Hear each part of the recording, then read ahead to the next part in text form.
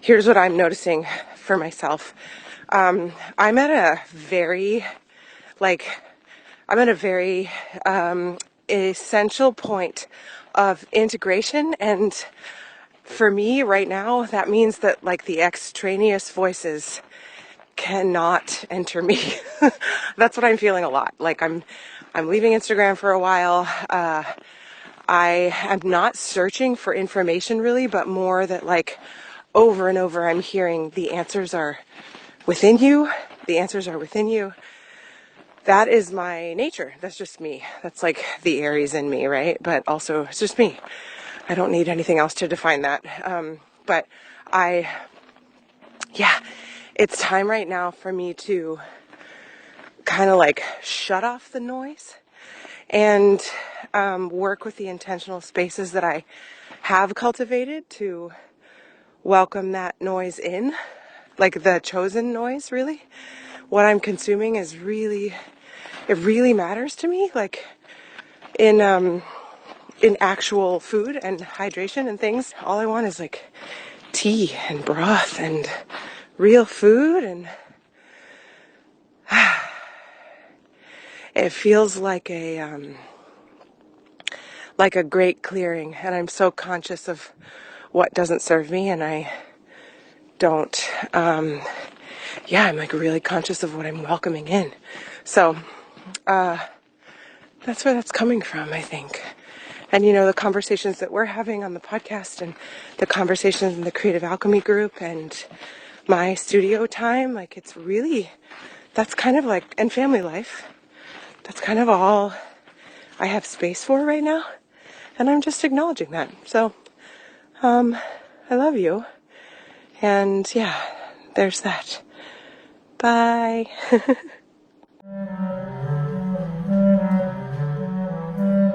Welcome to Noticing, a podcast about nothing and everything at the same time. This week's conversation is a continuation of our series, The World is on Fire, What Can I Do? And this week we're in conversation with our friend and friend of the podcast, Ashley O'Brien. In this conversation, Ashley shared how she's finding ways to show up in this moment that feel aligned and accessible and really sweet. As this series continues, I find myself really wanting to just open the door of possibility a little bit wider with each conversation, giving inspiration and maybe even permission for anyone who's listening to find their own authentic entry point into this moment, into greater awareness, into expanding empathy and compassion beyond the small circle of your family and friends. Redefining what community is, one conscious step at a time. So I hope you enjoy.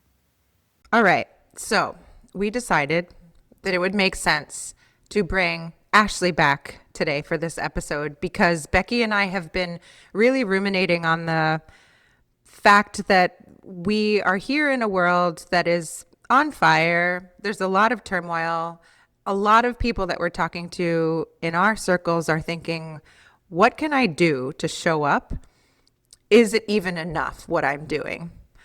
And so we've invited a couple of people that we love and know from all different walks of life to come here and talk with us about that exact thing and really wrestle with it. So Ashley was someone that we thought we would bring back because we already have such a beautiful solid ground of conversation here. And it landed in her text inbox at the exact time that it was meant to, because I think had she received the invitation a week earlier, she might have thought, I'm not really sure what I'm doing. But Ashley can speak to this more, but she's sort of, it sounds from what I'm hearing from you in our outside conversations that you've tapped something that feels really fruitful, and like you can put your energy towards something that feels generative and helpful, even if it's quote unquote small. So take it away. Yes. So, in this moment, I think what I hear from a lot of people is that everyone is reaching for a way to meet the moment in a way um, that maybe is outside of our normal ways of operating. And so for me, that has been watching how other people are showing up and then leaning on some of those calls as my doorway to show up. And one organization that's local to us in Maine is called Maine Needs, and they're an organization that is really working in real time to match immediate needs to immediate responses. So it's not a general all call. Usually it's like we had a caseworker reach out who knows of immigrants that are hiding in place and they are in desperate need of diapers. And that's a very specific need. And because of their platform, they're able to meet that moment and fill an entire room with boxes of diapers. So the organization has great power in that way, in a helpful, connective way. And so that was the organization that I had reached out to first to just go in and volunteer because they're constantly looking for volunteers. But when I went to sign up in this time, they're booked up on volunteers until May. So I reached out to the founder of Maine Needs, who is a friend, and asked her, could she open up more spots? Is there anything else I could do? And she said something that I've heard both of you say, which is we don't often have to warp ourselves into new versions to meet a moment. We can use what we already do to meet the moment. So she suggested opening our studio, our ceramic studio in Westbrook, and inviting people in to do something. So they Maine Needs often will put out calls for kits. So you can make art kits for children to have something to do. You can make cleaning kits for people that don't have enough money to gather cleaning supplies. You can put together warmth kits for the unhoused. So that was where our minds went first. We were thinking we would gather some friends together and we would make some kits. Um, but then we thought about using what we have in the studio. We have buckets of clay that we've foraged from all over the state.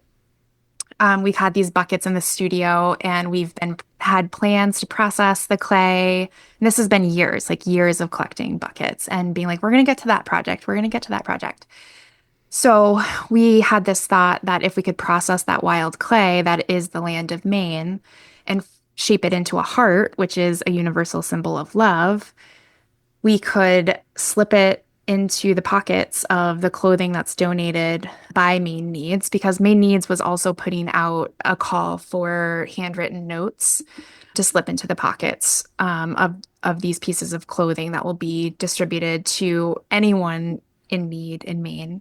And so that was kind of the birth of the idea of making these little hearts that we're calling pocket hearts made out of wild Maine clay. And it serves as kind of like a worry stone or a talisman or like a fidget to have in the pocket of these clothes. And then we'll tie handwritten notes to the hearts. So that whole effort seemed like a small thing that we could do. So we invited some friends into the studio earlier this week to make some hearts. And we were thinking like maybe we'll have like 100 hearts to bring to Maine Needs.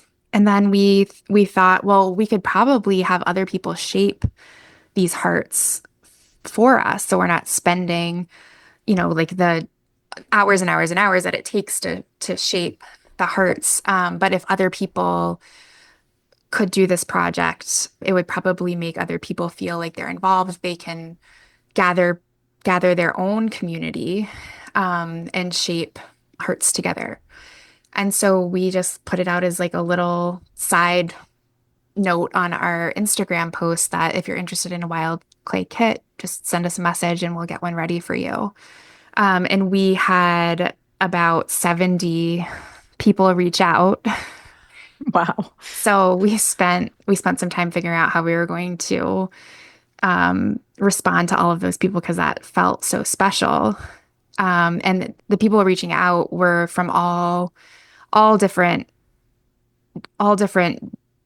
backgrounds. Some people were grandparents who wanted to do the activity with their grandchildren. Some people were school teachers who wanted to have their whole classroom involved. So they were asking for, 10, 15 kits that they could take and their whole fourth grade class could do it together. And then we had a few businesses say that they wanted to bring it to their staff meeting. So the way that people were planning on gathering to make these hearts has ended up being the most touching piece to me because I think the most powerful thing is gathering and being with other human beings in this moment, especially if we can be connected in love and in goodness and in trying to figure out ways that we can show up to meet the moment, which is seems to be the people that if you're going to gather people, those are the people that you're bringing into work with. And then that's where more ideas are spread and more conversation, leads to other connections and other ideas on how to show up and meet this moment. So we got very busy this week processing probably like 100 pounds of wild clay, which is no small thing. We have some photos and video of my partner, Christina, processing the clay. So it's very manual labor. But it's so cool because wild clay and the brick clay of Maine is so fascinating to me. And we've been able to share the magic of, the natural world also with people, like just showing how the clay itself is blue when it comes out of the ground and then it fires brick red, which is very appropriate for hearts, but it's like this magic thing that is a very like natural process. So that is the Pocket Heart Project that came from a very sincere place. And I think that that is the way when it is so easy and so sincere, it must be palpable because then other people feel it and want to contribute and want to be a part of it. And that has been, like a confirmation, I think, in the project itself. Like, okay, we're just going to do this thing. We just thought it was going to be this small thing, and it's snowballed into something that we did not foresee. Mm. I love everything about this. I love at times when things feel really overwhelming, it can feel like you have to do something really grand. And I love, first of all, your idea to continue to reach out to the one place that you feel aligns with your values. So when Maine Needs had the volunteer list full through May, you didn't stop focusing on that as a place you believed, because Angela is running this incredible business that is authentic and is like deep rooted in her heart and has expanded to so many. So for you to feel aligned with her values and supporting her dreams to reach all of these people in need, you went back and were like, well, is there anything else I can do? And the simple thing is like, what can you do? You, Ashley, with a space in Westbrook, with some friends who might want to get together and make something very simple with their hands. And then you just sort of look around where you are and find the answer right there.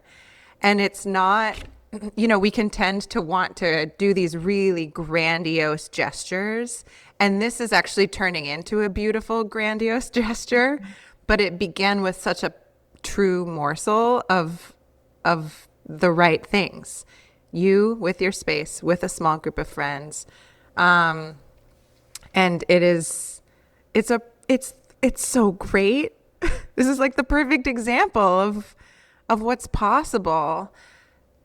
Yeah, there's so much I could say about this. Yeah, but it's beautiful. I'm really curious about your internal process of, I assume, there was a call to action because you were feeling a certain way. And I'm just curious, like, how you were feeling before you took action, and how your emotions and your mental state and like how your interior world changed moving through this. If you feel comfortable or Yeah, no, interested in sharing. I do. I feel like putting it into words, I think that what has been swirling around inside of me is anger. Mm. Um, and helplessness.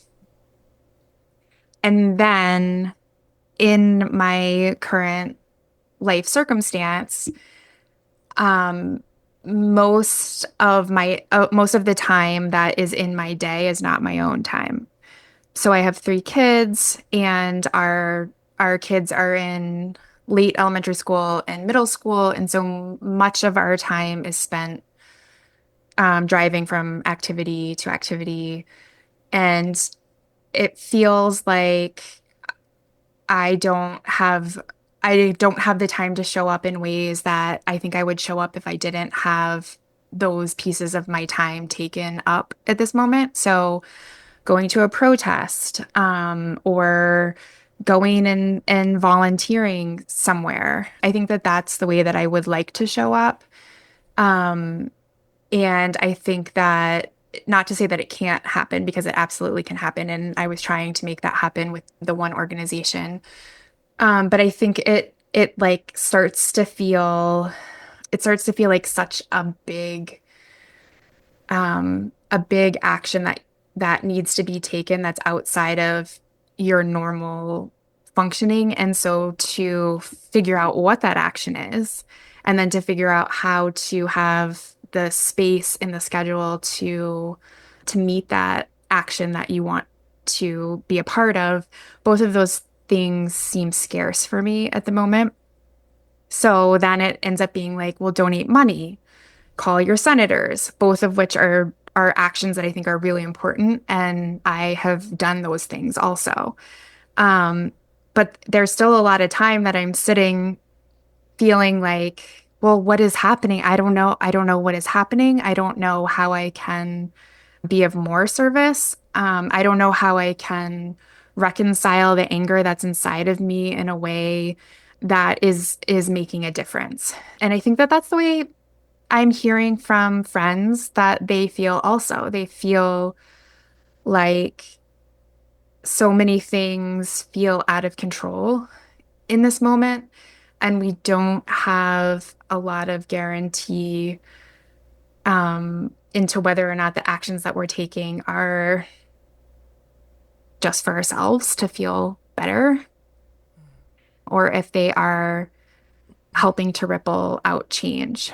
And that's where I think that the gathering with people makes a difference. Yeah. And if it's your neighbors, if it's your family, if it's your small circle of coworkers, those are the people that you're interacting on a daily basis with often.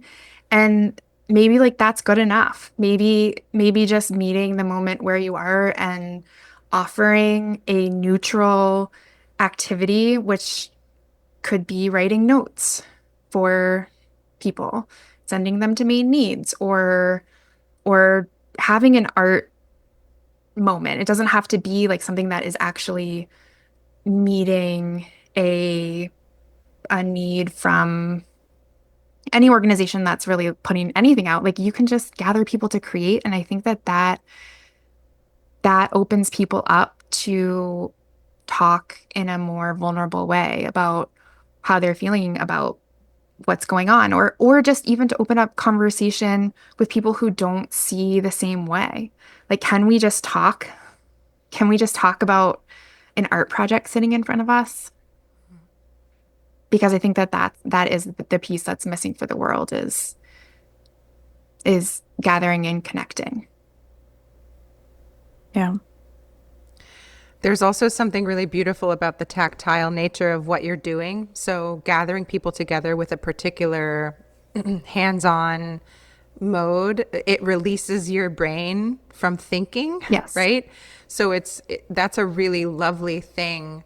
And I actually think as you were talking, the project that has naturally been born out of what's in front of you and your ability to devote certain time and space, like, it checks a lot of boxes for you. You get to have a community nurturing space where you're actually focusing. The word humanity just kept coming over and over as you were talking, because you are creating with people.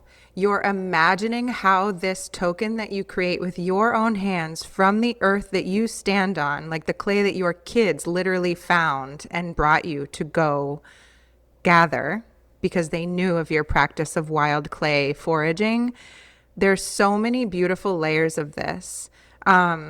So with your hands, you're making these things, and as you're making them, I'm sure you are all feeling filled up by the idea of someone you do not know reaching into a pocket that was gifted generously to them and touching something that another person made with their own hands for the pure reason of relating to each other. Mm-hmm.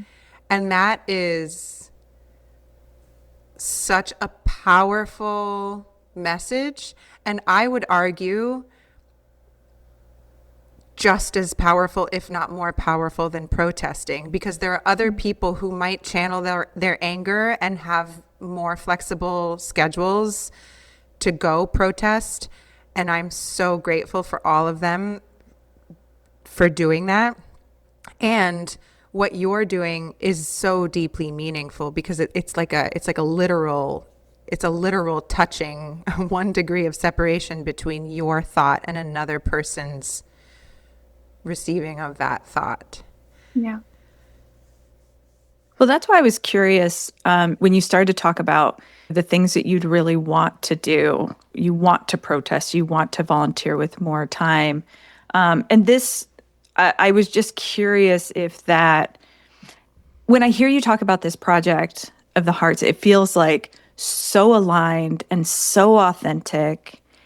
And I'm just going to ask this question, and maybe it's not a question specifically to you, but maybe it's to anyone who's listening who's questioning this. But I feel like we kind of started these conversations because a lot of people have a limited imagination of what help looks like. And like protest is, because it's so visible, I feel like is what our imagination goes to, whether it's actually aligned or not. And again, I don't want to speak for your experience, but it made me curious if other people might be questioning this, of like, is it, I can't do this thing, or there's a part of me that knows that this isn't really aligned. I don't know. That's kind of what I was questioning. And I love this idea of opening up permission of like, yeah, that's not aligned for me, and have that be okay, instead of like what this beautiful project that you ended up in as like, and I'm not saying you would think this, but like as a consolation prize, or like, the thing that I'm doing because I can't do this better thing, which is protesting. And I Christina, you already said this, and I fully agree. Like, I have reverence for the people who are out there protesting. They're putting their literal lives on the line. And that is such important work. And I'd love to demystify, if anyone has an idea, that is the, I don't want a hierarchy of contributions, So I don't know if that resonates at all with you, but that's kind of what I was questioning and wanting to surface for anyone else who's listening. That totally resonates. I was going to say Absolutely. thank you, Becky. That's a really beautiful thing to shed light on. Yeah. Because I what are the actions? What are the steps? I think that that's the piece that we see is you go out in the street and you march and take a stand and you call your senators and you donate money to the organizations that are boots on the ground. Those are the three things that I feel like I know are the ways. Yeah. And then outside of that, I don't know. I know, I guess just if you know people that are being individually affected, checking in on them. Yeah. Yeah.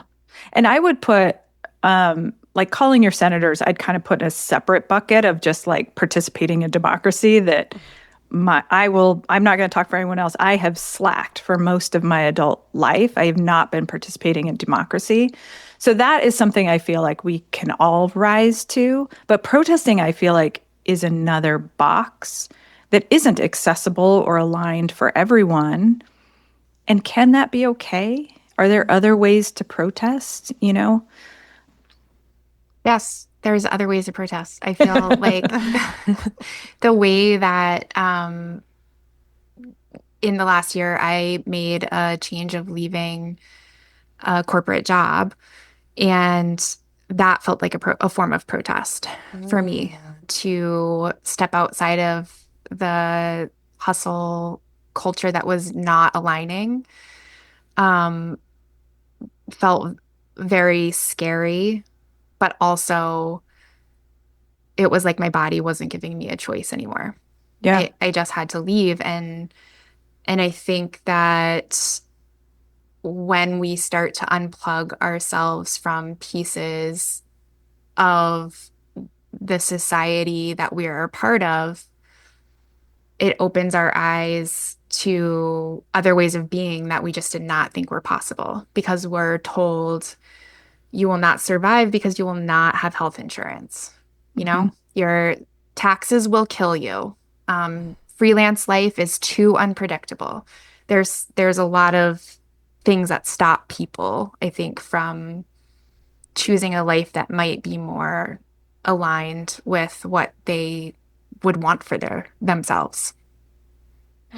I'm so glad you raised this, and not that everyone needs to leave their job, but this idea of like the ways that you unplug or change your relationship with this oppressive, unsustainable, hateful system are ways of protest, you know? Like, and even I got a message from a friend who, you know, was talking about trying to be with this moment and trying to access breath. And it just occurred to me of like, the system that we're in doesn't want us to be with and be present with what's happening. We are very much living in a society of distraction.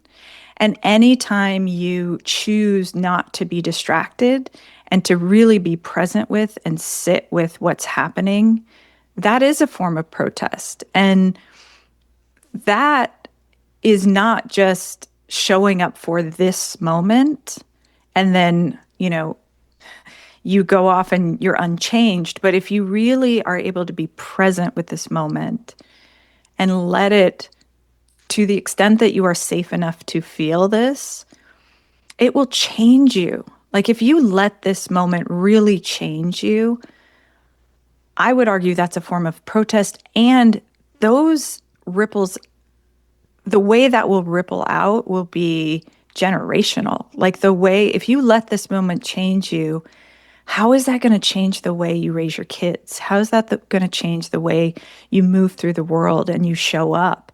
And we talked about in a previous episode that, you know, this isn't a new moment. It's not like authoritarianism is new. It's not like violence in this country is new.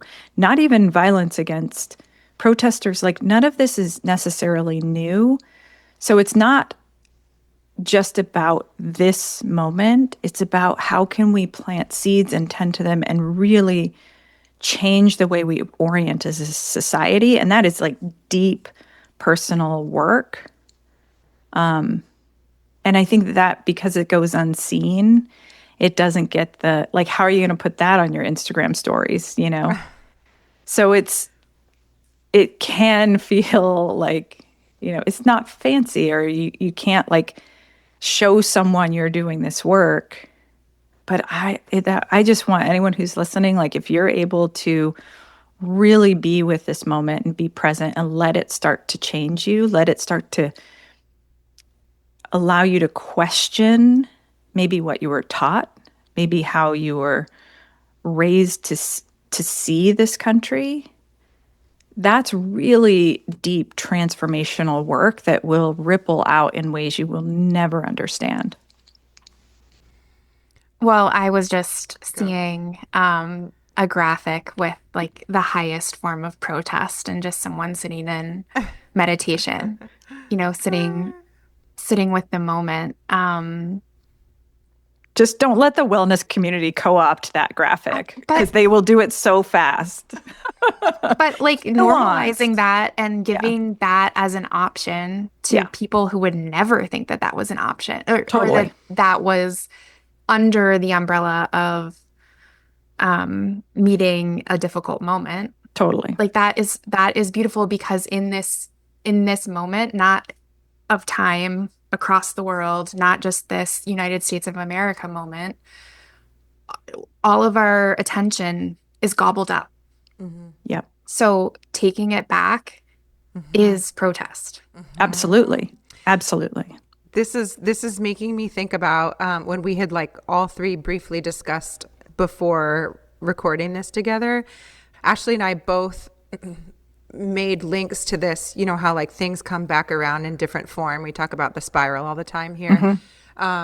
This moment feels so akin to the families being separated at the border to me, except worse. Because it's so close here. But Ashley, you were talking about that too. And like, I don't know if you can speak to this, but what I'm feeling is I got really caught up in that time. And I was a new mother, and I would like listen to NPR all the time and read all the news, and I just felt so tunneled in. And like I can feel it in my body now. Actually, my heart is starting to beat a lot faster, because it was so horrifying to me what was happening, that the rage filled my body every day, and I would roll through rage and sadness, unbearable rage and unbearable sadness. And I felt like it was my responsibility to keep up with all of the information, to the point where I came home from work one day after listening to NPR on my drive home, and I just fell into Andrew's arms in this puddle of tears, because I had nothing left to offer.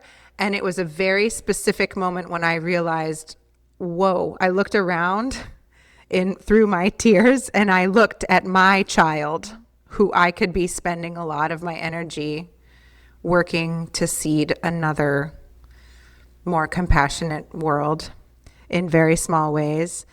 And that it's like a familiar cycle that's coming back. And the distance between that moment and this moment has allowed me personally a different perspective to like not be swept away in this anger and sadness, but instead to be with it and sit with it and know what is my work to do and what isn't. And I don't know, Ash, are you feeling any of that? Because I remember you saying that it reminds you a lot of how you felt then. Yes, absolutely. In that moment, that was I would say that was a very defining moment in my life, because it showed this culture that I had been a part of, my family, my church, my religious upbringing. It cast it in a completely different light. And that was so hard to be with. And what came up for me was anger, surprise at so many people who were foundational in my life, who were teaching ways of love and caring for neighbors and were silent on in that moment. I remember it's very like visceral for me. I was in Texas. That's where my family is from. So we were down visiting my parents. I had three children, 2, 4, and 6. So I was the same as you, Christina, just buried in kids, and looking at them as the seeds of the future. And couldn't believe that we were sitting in a church service where the pastor said not one thing about what was happening. I was in Texas, so Texas has an international airport. There was people being held from coming into the country in those airports, and Texas has a very large immigrant population. So it felt like it was necessary to say something. I thought I was going to go to that Easter service. I truly, truly, sincerely thought that I was walking in and that the pastor was going to talk about how the congregation could meet the need of the moment. And there was nothing said. And I left so angry, so sad, and went home to my parents' house and just started sobbing in the kitchen to my parents and my grandmother. And the response was, what has happened to you? What is wrong? Why are you so upset about this? And it just was a new and profound disconnect that had never been there before. And that altered my life. I went home to Maine with my 3 babies, and we created a little project called Little Villagers, where we started collecting coats from around the community. It was still, I mean, it was like March. It was still pretty cold. I had no idea where to donate the coats that we collected. Like I wanted them to go to people in need. I wanted them to go to the immigrant community in Portland. I didn't know how to find that community or how to connect. So I just started calling around to organizations in Portland, and ended up connecting with the Catholic Charities of Maine and Portland. And just this guy who worked there named Hamut was like, yeah, if you bring us coats, that's great.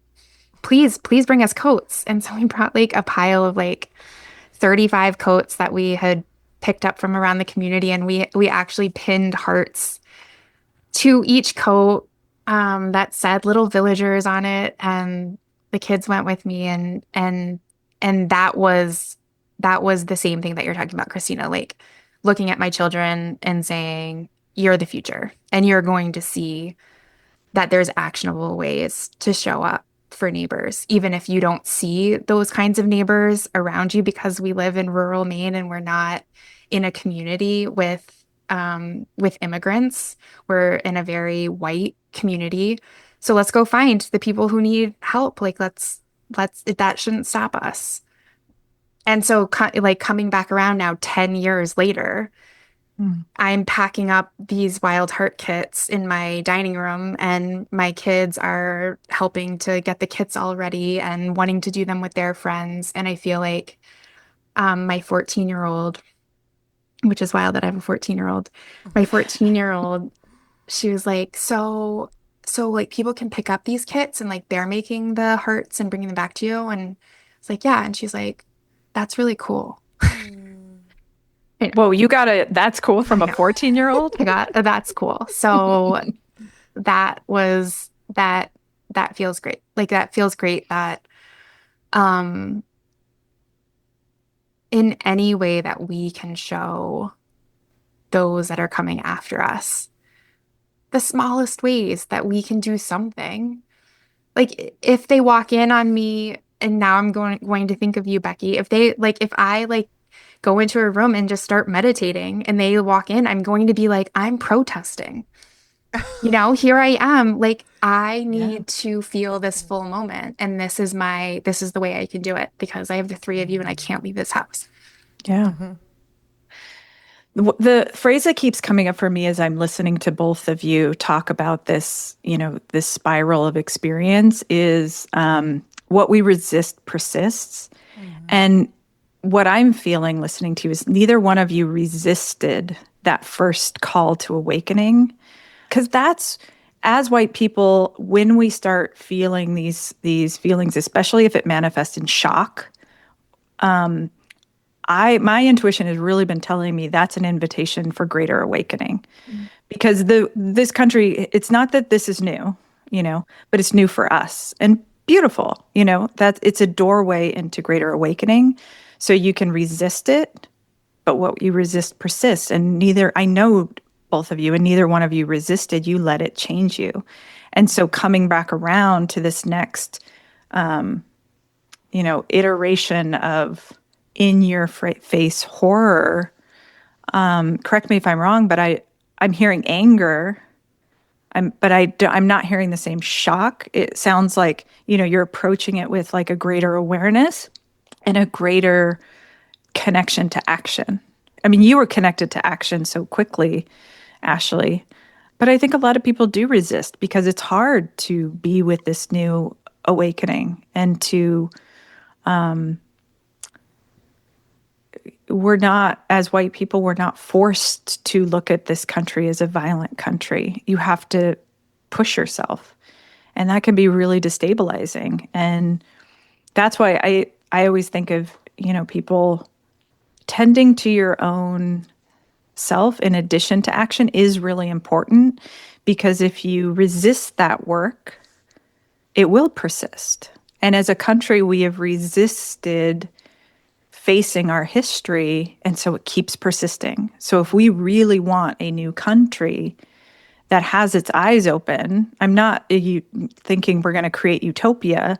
It's not going to happen in any of our lifetimes, but can we at least create an environment where our eyes are open? Because you can't change what you can't see, but seeing hurts. It's hard. It's really challenging. Do you know the quote about, I think it was George Orwell, about when the people no longer believed what their eyes were seeing or what their ears were hearing? Yep. And so that I think plays into this moment, because you're saying that I have less surprise, and I think that I do have less surprise, because I feel like actually this is sort of expected. Mm. And I feel that for a lot of people, there's a desensitization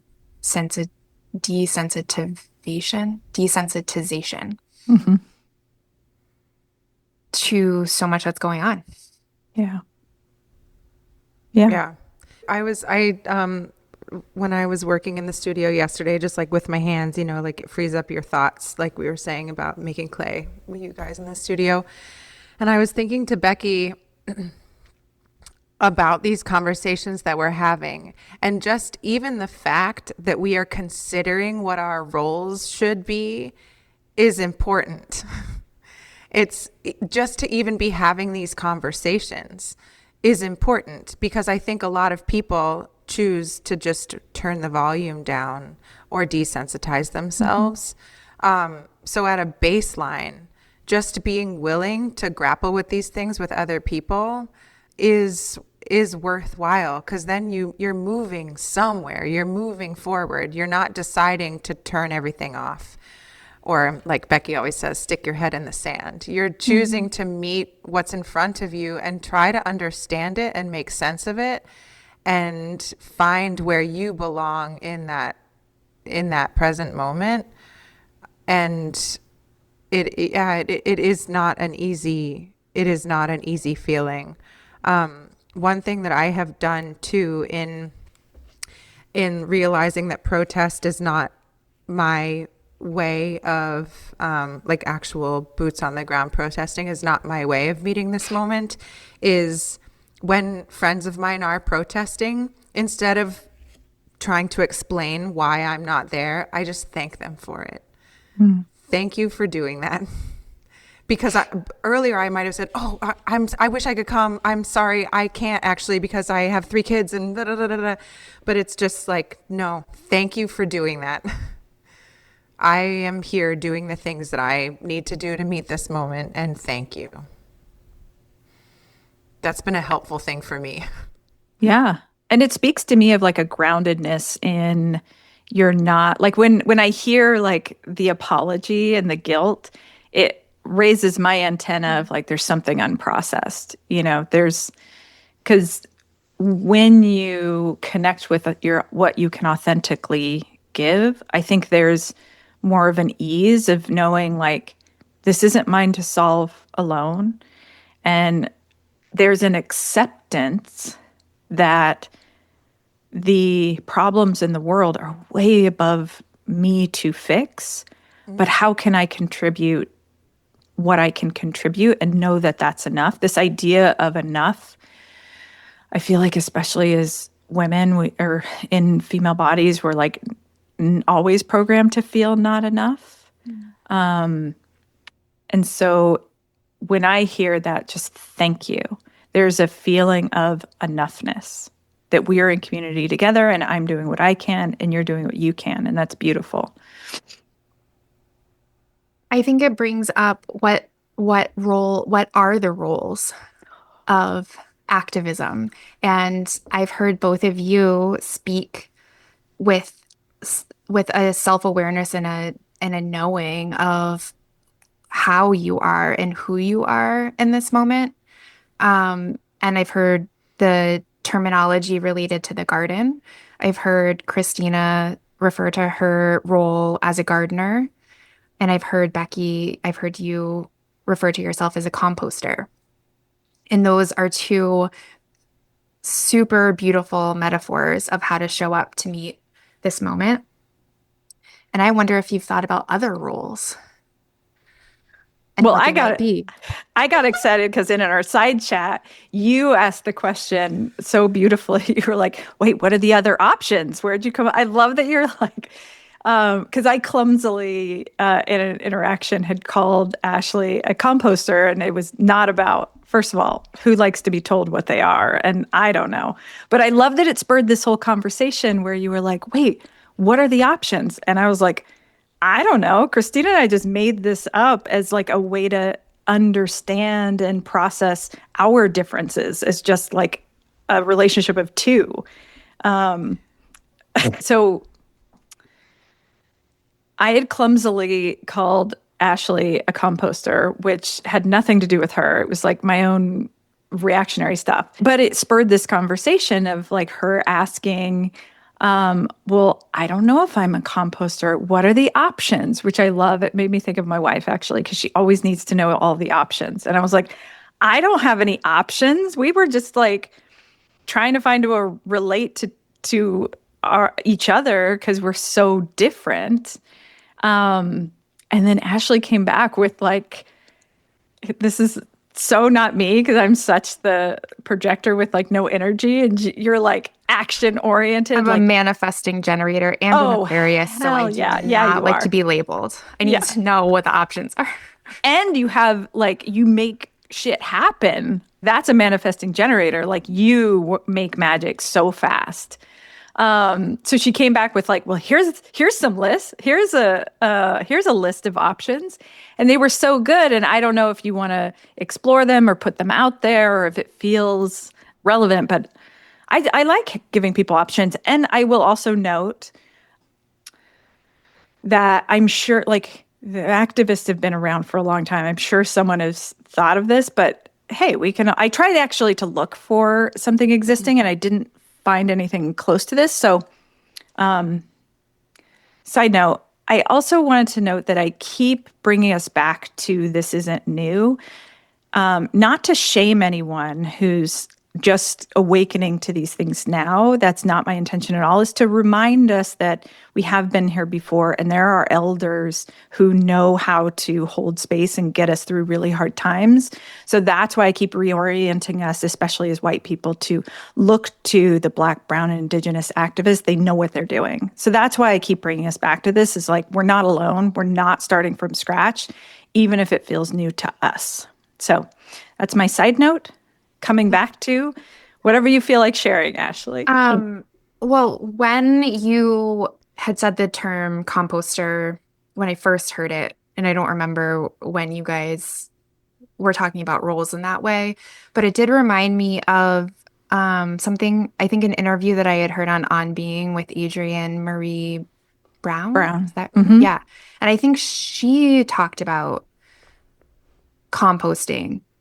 Somebody who was talking about social activism on Being talked about composting, and that had been the first time I'd ever heard of that reference and thought it was so beautiful, because that does give option to people who are not going to be the protesters in the street, like, to wrestle with where we've been and not lose sight of it and not get rid of it or like erase it, but to turn it into the fertile ground for what comes next is beautiful.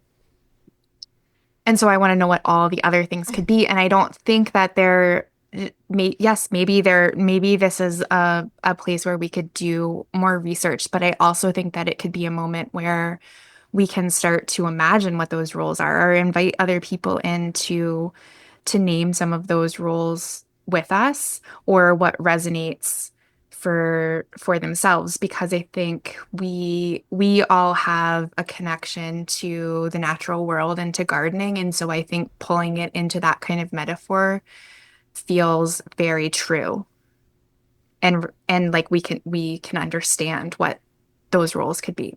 For myself, I did some ideation and with some tools, and came to, I think that if I was going to put a label on myself that I will self-proclaim, I think it would be pollinator. Mm. And that has to do with my background is design and messaging, and helping people to define what their message is in order to have it heard by others. And I think that that's where, like, I'm also a responder, and I think that graphic designers are often responders because we need the source information to come in for us to see it in our mind's eye of how it can look, what it can say, where it can show up. And I think that that feels like an innate, easy part of how my brain works. I want to see this list. We should put the list in like our Substack post or in the notes or something. Yeah. It was a good list. It really resonated with me when I read it. And if anyone is listening and knows of an existing list, please share. Like, no one needs to reinvent the wheel, but it really resonated. And there doesn't have to be one model. Like, Right. this is you being a perfect pollinator, because like language is really important, and it's hard to, I struggle with this, with how to convey a message really concisely that will reach someone and light someone up. And that's important. We need it. Yeah. I think giving people a framework, it allows them to maybe have the knowledge, the self-knowledge, and then the freedom to say, like, thank you for being the protester. I'm not going to go be the protester because I'm over here making the messages to put out into the world, or I'm over here wrestling with what has been done and trying to figure out where we can plant the new seeds of the future, or I'm already planting the seeds. So I think it gives people clarity. And so I think it's a powerful thing. I'm also somebody who loves personality tests and Strengths Finder and Myers-Briggs. Like I love all of that stuff. I think I do have, and maybe it's like maybe it's the designer in me. I do have a little bit of a love for systems, but I like to have this system in place so I know what the rules are, so I know which ones I can break, you know? Yeah. I was actually thinking, my late night thought last night was so aligned with this, and it's probably because you, through this conversation, Ashley brought human design back kind of in my forefront. And I was thinking the same thought of like, frameworks are so helpful because if you're encountering a new awareness or you're looking to go inward in a deeper way than you have before, you're essentially stepping out into the great unknown and having some kind of framework, especially if you're able to hold it in the way you just said, Ashley, is like, I want to know, I want to have some rules so I can know which ones resonate and I want to keep and which ones don't resonate and I want to break, is just so helpful because it gives you somewhere to start. And I think I know because of the way our brains operate, we don't like the unknown because the unknown's a little scary. We want things that are known. And if someone else can give you a framework that's like, at least this has worked for me, it gives you somewhere to start. I think it can be freeing also from shame too, from like, why don't I want to go protest? But if you have a greater understanding of yourself, then you don't have to feel that way. Totally, because then it's not like there's this small list of things I can do and that's not resonating. Then you're left with, well, does this not resonate or is it, do I have a block? What's wrong with me that I can't get myself to do things? Because we're all familiar with those things too, right? Where there's something in our life that we want to do or we want to stop doing and there's resistance.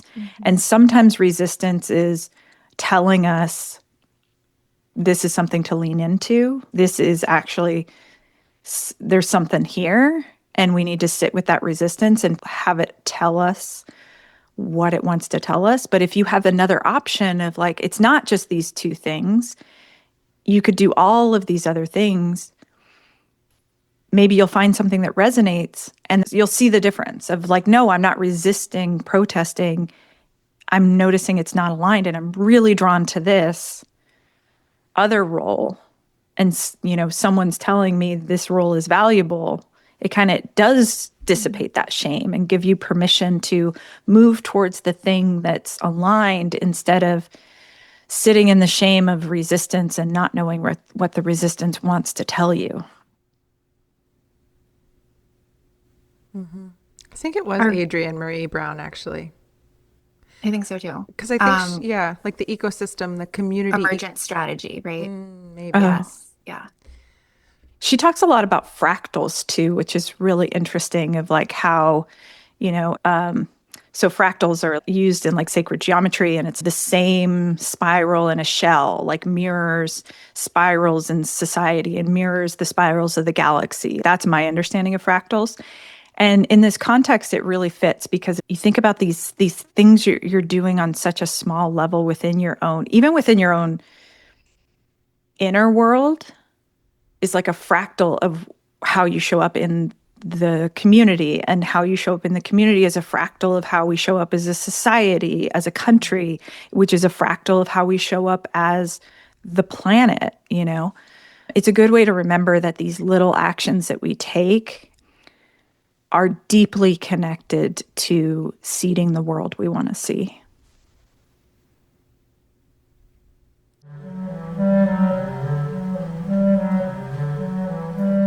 The music was recorded live as a part of the sound service at 3S Art Space in Portsmouth, New Hampshire in January 2025, where musicians responded to the changing light in the room that reflected and refracted through Christina's suspended artwork. Andrew Halchak, the composer of this piece, is playing bass clarinet, and Tomas Cruz and Katie Seiler are singing.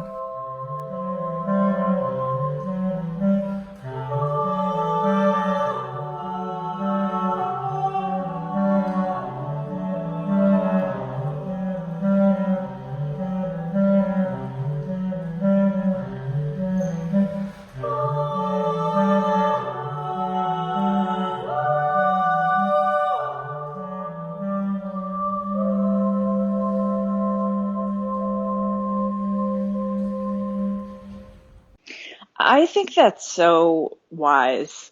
And I think that you might not be alone in feeling that call. I'm starting to feel it. I just feel like I've spent so much time and energy searching for answers outside of me, and it's exhausting and it doesn't align. And I am even like, I love shows and movies, and even that I've been feeling like this isn't serving me right now. Um, so I think it's really wise. I think um, part of why we're in this situation as a culture is because there's been so much noise. Like, there is so much noise and it's unsustainable. So, brava, my friend. Listen to your knowing, because it's not going to steer you wrong. I love you. I'm really excited that I get to see you tomorrow.